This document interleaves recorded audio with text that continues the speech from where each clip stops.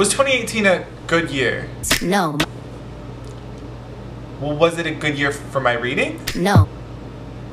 Well, was it a good year for me making videos? No. Get off my back, Megan.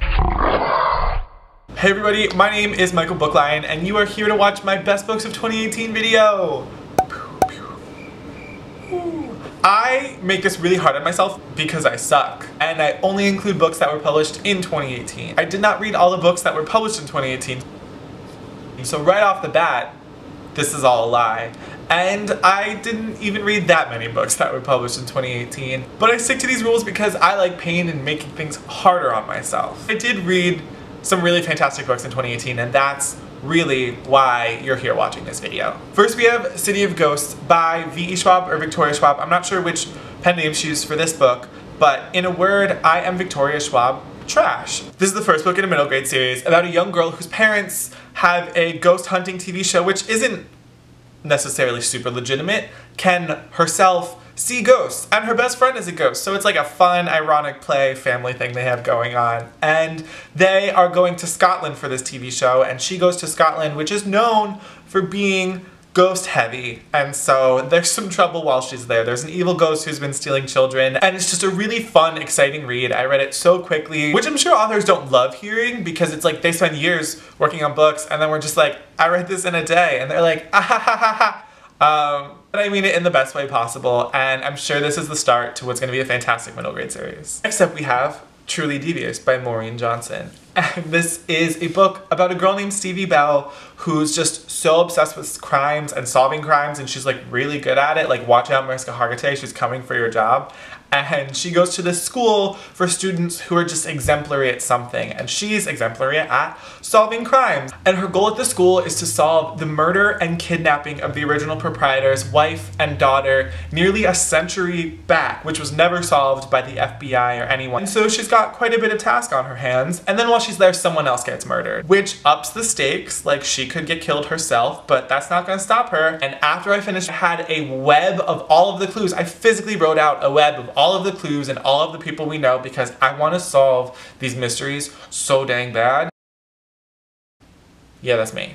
So the next book I have on this list is What If It's Us by Adam Silvera and Becky Albertalli. If you don't know about my love for both of these authors, you must be new. Thanks so much for watching a video. Smash that subscribe button down below. And I just thought this was a really adorable book. It was a rom-com between two boys who meet in New York City but don't link up or change information.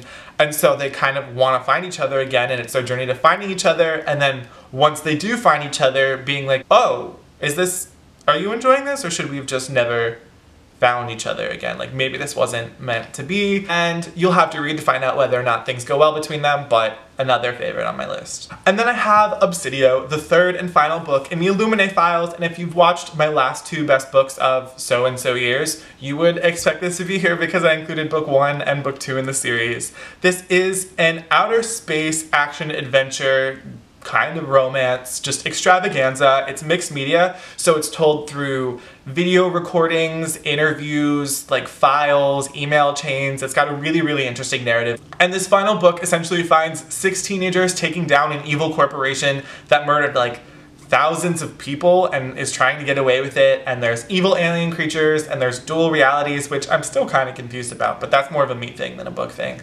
and kind of romance, and it's a fantastic time, and I highly recommend you binge this series right now. And last but not least, because it might be my favorite, I'm not really sure, I didn't rank these because there's too much pressure, is Thunderhead by Neil Shusterman, the second book in the Arc of a Side series. When I was reading this, I listened to it on audiobook, and I hate audiobooks because it's like strangers are talking in my ears and it makes me uncomfy for some reason, but I didn't enjoy it as much as I would have had I just naturally read it. And I didn't think I loved it as much because I was like, this man needs to stop talking in my ears in different voices, it's really confusing. And then a whole year has passed essentially almost since I read it, since it came out in the beginning of the year, and I still think about it as a fantastic reading experience. It's a dystopian in 2018, which, like, isn't that just America? But no. It's set in this world where people can no longer die of natural causes, and so in order to even out the life population, there's this cloud of massive ultimate intelligence in the sky that chooses these people to be Grim Reapers, essentially, who must go around killing people who deserve to be killed, but there's a lot of moral ambiguity, which is why I use this. And it follows two main characters, one who sort of takes the good side and one who sort of takes the evil side. But the real evil are these people in power, and they have to take them down, and there's action and adventure in book 2, and it in such an emotional, stressful place. And there hasn't been any information about book 3, so I don't know how to finish that. I want it now, essentially. Thank you guys for watching. Those are my top 5 favorite books that were published in 2018. Please comment down below with the books that you really loved in 2018 that I should have read. They don't have to only have been published in 2018. I'm not gonna put the same stress that I did on myself on you guys. Yeah, thank you again for watching.